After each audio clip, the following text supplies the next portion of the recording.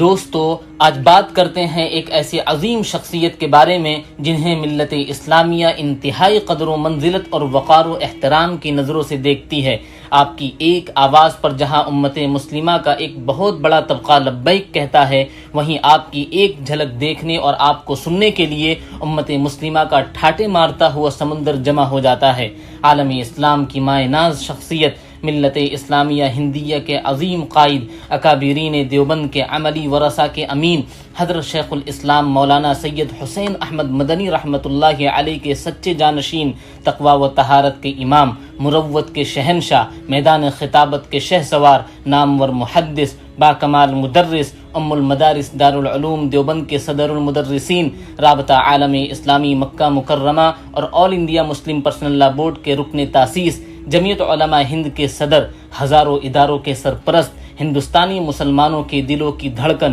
شیر ہند، حضرت اقدس مولانا سید ارشد مدنی صاحب دامت برکاتہم العالیہ کی، امیر الہند حضرت مولانا سید ارشد مدنی صاحب مد ظلہ کی پیدائش سن 1941 میں شیخ الاسلام حضرت مولانا سید حسین احمد مدنی رحمۃ اللہ علیہ کے گھر میں ہوئی۔ ابتدائی تعلیم دیوبند ہی میں حضرت شیخ الاسلام کے خلیفہ مجاز و خادم خاص حضرت مولانا قاری اصغر علی صاحب رحمۃ اللہ علیہ کے زیر نگرانی حاصل کی اور انہی کے پاس ناظرہ و حفظ قرآن بھی مکمل کیا۔ پھر متوسط اور اعلیٰ تعلیم کے لیے باضابطہ دارالعلوم دیوبند میں داخلہ لیا اور فخر المحدثین حضرت مولانا سید فخر الدین احمد صاحب مراد آبادی رحمۃ اللہ علیہ سے بخاری شریف پڑھ کر فارغ التحصیل ہوئے۔ دارالعلوم دیوبند میں آپ نے جن اکابر علماء کرام سے استفادہ اور طالب علمی کا شرف حاصل کیا، ان میں حضرت مولانا فخر الدین صاحب مراد آبادی رحمۃ اللہ علیہ اور حضرت علامہ ابراہیم صاحب بریاوی رحمۃ اللہ علیہ جیسے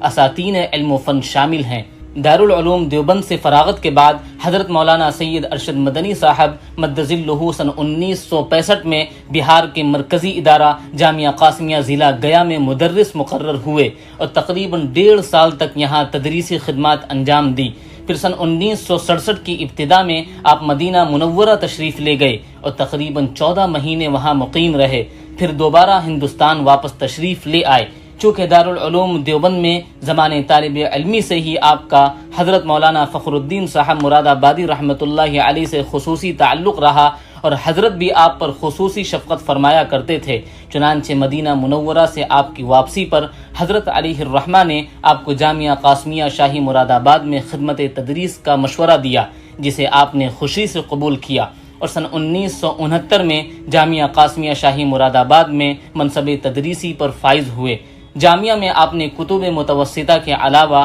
مشکات شریف، مسلم شریف اور معطا امام مالک وغیرہ جیسی اعلیٰ کتابوں کا درس دیا۔ پھر سن 1982 میں ام المدارس دارالعلوم دیوبند میں مدرس مقرر ہوئے۔ یہاں آ کر آپ نے درس نظامی کی اعلیٰ کتابوں میں مسلم شریف، ترمذی شریف جلد ثانی اور مشکات شریف کا درس دیا اور ابھی تک یہ اسباق آپ سے وابستہ ہیں۔ حضرت والا نے دارالعلوم میں استاد حدیث ہونے کے ساتھ ساتھ نظامت تعلیمات کا عہدہ بھی ایک عرصے تک سنبھالا، چنانچہ سن 1987 سے سن 1990 تک آپ نائب ناظم تعلیمات رہے۔ پھر سن 1996 سے سن 2008 تک دارالعلوم دیوبند کے ناظم تعلیمات کے عہدے پر فائز رہے اور تعلیم و تربیت کی بہتری کے لیے مؤثر اقدامات کیے۔ سن 2020 میں دارالعلوم دیوبند کی مجلس شورا نے متفقہ طور پر آپ کو دارالعلوم دیوبند کا صدر المدرسین منتخب کیا۔ آپ کی درسی تقریریں مربوط، مسلسل اور پرجوش ہوتی ہیں،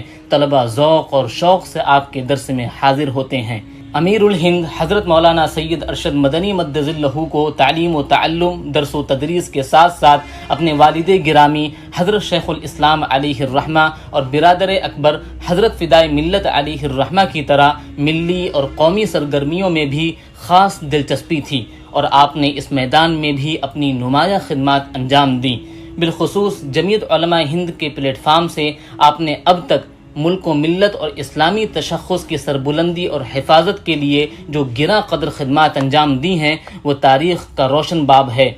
ابتدا میں آپ ایک طویل عرصے تک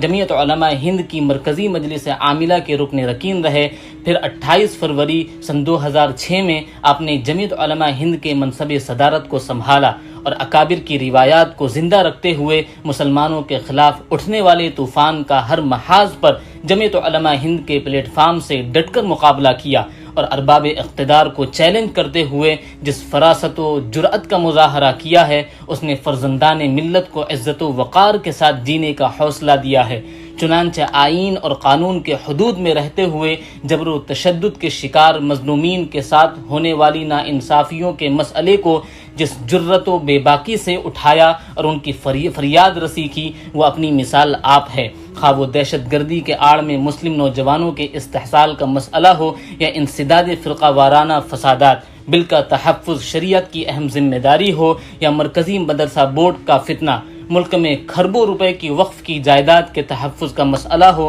یا بابری مسجد کے مقدمے کی پیروی، خواتین ریزرویشن جیسے خطرناک بل کا معاملہ ہو یا مسلم ریزرویشن کی پرزور وکالت کا، جامعہ ملیہ اسلامیہ کے اقلیتی کردار کی بحالی کے سلسلے میں مخلصانہ جد و جہد ہو یا گوپال گڑھ کے پولیس کی بربریت کے خلاف مساعی، فرقہ پرستوں کی پست ذہنیت کے خلاف ارباب اقتدار کو وارننگ ہو یا مختلف کمیشنوں کی رپورٹ کے نفاذ کا معاملہ،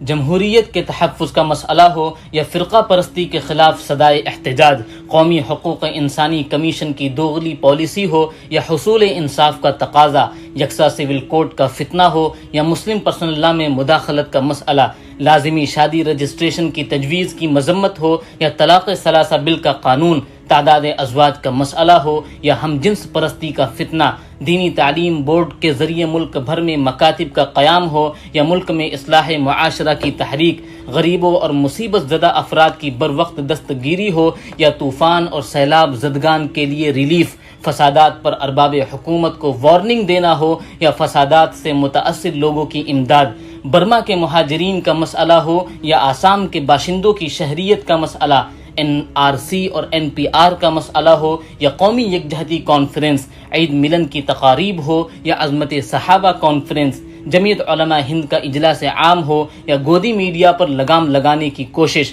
لاک ڈاؤن سے متاثر غریبوں اور ضرورت مندوں کی امداد ہو یا قرآن کی 26 آیات پر اعتراضات کا جواب، جبراً تبدیلی مذہب کا شوشہ ہو یا ملکی حالات یا عالمی حالات ہوں، ہر محاذ پر صدر جمعیت علماء ہند حضرت مولانا سید ارشد مدنی صاحب نے جس ہمت، جرأت، اخلاص اور توجہ کے ساتھ سعی پیہم کرتے ہوئے ملت اسلامیہ ہندیہ کی جو شاندار اور مثالی قیادت کی ہے، وہ یقیناً مسلمانان ہند بالخصوص جمعیت علماء ہند کا روشن باب ہے۔ آپ نے مسلمانوں کی اس نمائندہ اور تاریخ ساز انقلابی تنظیم جمعیت علماء ہند کی مسند صدارت پر فائز ہونے کے بعد سیاسی گلیاروں میں بیٹھے اقتدار کو ایک نڈر، بے خوف مجاہد، حق کا حقیقی کردار ادا کرتے ہوئے مظلوم، ستم رسیدہ ملت کے مستحق افراد کی زخم خوردہ قلوب پر مرہم رکھنے کی قائدانہ فریضے کو نہ صرف ادا کیا بلکہ یہ ثابت کر دیا کہ آپ موجودہ فتنہ انگیزی کے دور میں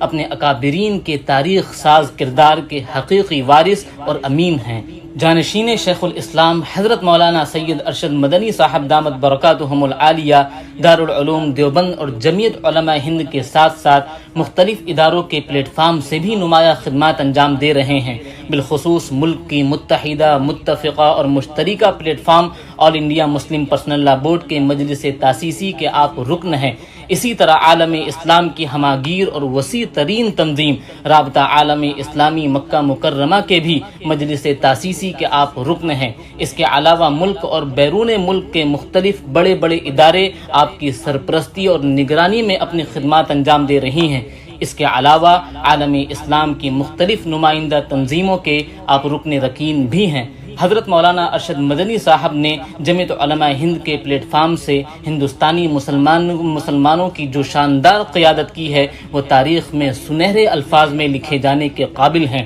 عالم اسلام بالخصوص ملت اسلامیہ ہندیہ کے لیے آپ کی دینی، ملی، قومی، سماجی اور معاشرتی خدمات ناقابل فراموش ہیں۔ اگر آپ کی قائدانہ خدمات کو مد نظر رکھا جائے تو یہ کہنا بالکل غلط نہیں ہوگا کہ آپ کی جیسی عظیم شخصیت پورے ہندوستان میں تو کیا پوری دنیا میں بھی دیکھنے کو نہیں ملے گی۔ دعا ہے کہ اللہ تعالیٰ آپ کو صحت کے ساتھ لمبی زندگی عطا فرمائے اور آپ کا سایہ امت مسلمہ پر تا دیر قائم فرمائے۔ والسلام علیکم ورحمۃ اللہ وبرکاتہ۔